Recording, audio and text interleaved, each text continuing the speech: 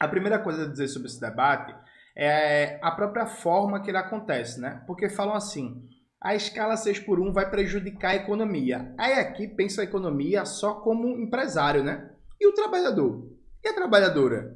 Porque assim, a situação tá boa para você, seu salário tá bom, seu emprego tá bom, a vida tá barata, tá fácil fazer a feira no mercado, tá fácil pagar as contas, conta de água, conta de luz, o bujão de gás, a conta da internet, a conta do telefone, o IPTU, o IPVA, sabe? Então aqui tem uma primeira noção que é para a mídia burguesa, para a Rede Globo, para o SBT, para a Record, para a Folha de São Paulo, para o Estadão, para a Veja, para o grande empresariado, a economia é só o lucro deles. A economia é o lucro deles. Então quando eles falam vai prejudicar a economia, eles estão falando o seguinte, vai prejudicar o lucro deles, o bolso deles. A economia é feita por pessoas, né? E a classe trabalhadora é parte do país, né? É a maioria do país, né? É quem produz toda a riqueza, né?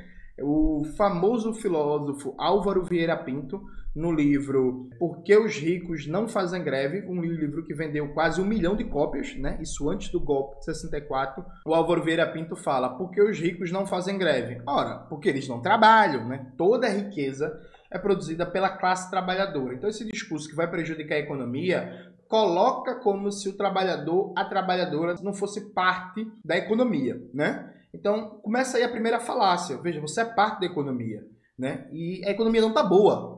O salário não está bom, o emprego não está bom, o custo de vida não está bom, nada está bom para a classe trabalhadora. Tudo pode e deve melhorar e mudar radicalmente, porque a vida não está boa, a vida está cada vez mais cara. Eu paguei ontem, gente, minha conta de luz foi R$555. R$555. A conta de água veio R$120. Junta a conta de luz e a conta de água, já vai bater 1.000 pau, pô.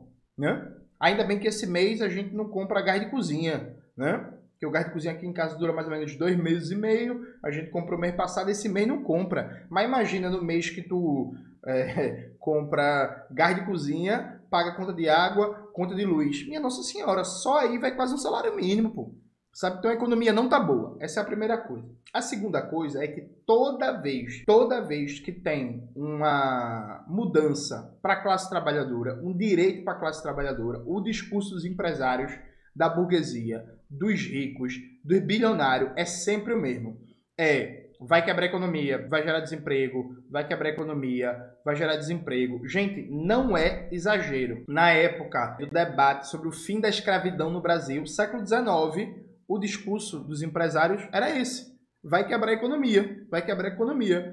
O Bruno Formiga, meu comentarista esportivo preferido, até compartilhou no tweet dele uma foto, né, de uma matéria de jornal antiga com os empresários escravocratas, né, os donos de escravo falando isso, né? Não, vai quebrar a economia, não pode ter abolição. Se eu não me engano, o Bruno Formiga compartilhou um post do Iclis, do Obriga História, né? Então bota aí na tela, Maxwell. Então, veja, na época da escravidão, no fim da escravidão, já se falava isso, que é quebrar a economia. Depois, quando veio a CLT, a consolidação das leis trabalhistas, os empresários falavam a mesma coisa, a mesma conversa, o mesmo chaveco. Isso aparece muito bem no livro do Lira Neto sobre Getúlio Vargas, o volume 2 do livro, em que o Lira Neto faz ali um debate, né, uma biografia sobre a história do Getúlio Vargas, e na época que foi aprovada a CLT, a reclamação geral dos empresários, né? Bota aí na tela, Maxwell, o segundo volume da trilogia do Lira Neto sobre Getúlio Vargas. Aí depois, quando veio a aprovação do 13º salário, o discurso era o mesmo, gente. O discurso era o mesmo, que o 13º salário ia quebrar a economia, que não ia dar, que ia ter fechamento de postos de trabalho, que ia ter inflação, que as empresas iam sair do Brasil, né? Eu até escrevi um texto em que eu debato o tema, não é esse o foco, né? Mas eu passo pelo tema que é a Estratégia Democrático Nacional do PCB, em que eu faço um debate sobre a aprovação, né, do 13º salário. Coloca aí na tela, Maxwell, o texto está na revista Ópera. E assim, gente, a gente vai indo. Então assim, veja, toda vez que teve um direito para a classe trabalhadora, toda vez, gente, veja, quando eu estou falando isso toda vez, não estou exagerando, não.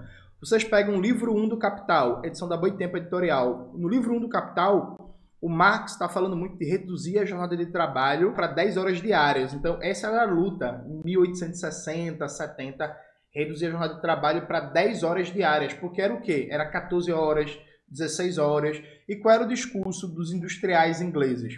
Qual era a mentira, a ideologia da burguesia inglesa? Era não pode não, porque se proibir o trabalho infantil, e se reduzir a jornada de trabalho para 10 horas semanais, a economia vai quebrar, a Inglaterra vai afundar, vai tudo se acabar, vai ser desemprego em massa, as indústrias vão fechar, as fábricas vão fechar. Então, a primeira coisa, você tem que desconfiar de discurso de empresário. Você tem que desconfiar de discurso de gente rica, de bilionário, discurso da mídia.